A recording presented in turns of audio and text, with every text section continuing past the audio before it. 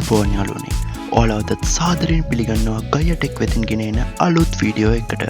අද මම කතා කරන්න ඔයාගේ Android phone එකකින් ෆොටෝ එකක්, වීඩියෝ එකක්, ඔඩියෝ එකක් වගේ මොකක් හරි ෆයිල් එකක් memory chip එකට move කරනකොට හෝ copy කරනකොට පෙන්නන fail to move, fail to copy වගේ errors හදාගන්නේ කොහොමද කියන එක. තවත් කතා ඕනේ. අපි යමු වීඩියෝ එකට channel intro එකෙන් පස්සේ.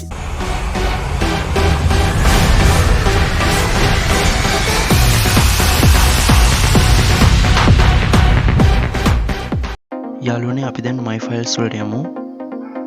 මේකේ මම videos කියන එකට යනවා. ඔයාලට පේනවා ඇති team indias කියලා නම තියෙන වීඩියෝ එකක් උඩින් පෙන්නනවා. මම ඒක ක්ලික් කරගෙන move කරන්න හදනවා මෙතනින්. මගේ SD card එකට තමයි move කරන්නේ. ඔයාලට පේනවා ඇති fail to move කියලා error message එකක් එනවා යටින්. අපි දැන් මේක copy කරන්න බලමු.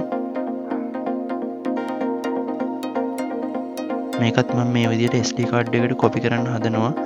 නමුත් ඔයාලට පේනවා ඇති මෙතනත් fail to copy කියලා error message එකක් එනවා. ඔයාලා මේ ෆයිල් එක delete කරන්න හැදුවත් fail to delete කියලා error message එකක් එනවා අනිවාර්යෙන්ම. අපි දැන් මේ ගැටලුව විසඳගන්න කොහොමද බලමු.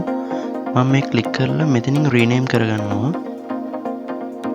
මේ විදිහට පොඩි නමක් දීලා ඔයා rename කරගන්න ඕනි. මම මෙතනින් Gaiya Tech කියලා rename කරගන්නවා. ඊට පස්සේ අපි මේ ෆයිල් එක move කරලා බලමු.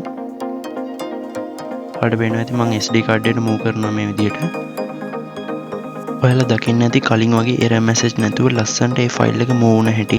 ඔයා තම Gaiya Tech YouTube channel එක subscribe කරලා නැද්ද? එහෙනම් දැන්ම ගිහලා රතු පාට subscribe button එක ඔබලා එහා පැත්තේ තියෙන bell button එකත් click කරන්න. වීඩියෝ එකට like, comment, share කරන්න අමතක කරන්න එපා. අතට ගිහිල්ලා එන්නම් සුබ දවසක් ජය වේවා.